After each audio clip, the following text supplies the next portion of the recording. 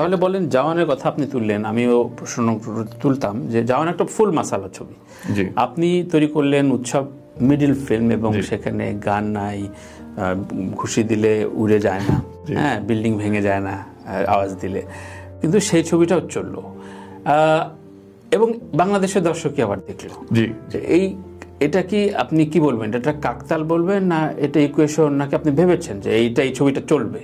ভাই উৎসব আমার এটা আমি ভাবছিলাম এবং আমি বাজি লাগছিলাম, এটা কি ছিল? না, একটা আশাবাদের জায়গা ছিল, ভাবনাও ছিল যে আমাদের দেশের যারা সিনেপ্লেক্সে যারা জওয়ান দেখছে বা কোনো হলিউডের সিনেমা দেখছে বা যে কোনো ছবি দেখছে আর কি, যখন তো তার মানে দর্শক তো আছে, এবং কারা দেখছে তাদের তো আমরা দেখি তো ভিডিওতে কারা দেখছে আর কি, যেই কোন শ্রেণীর দর্শকরা দেখছে।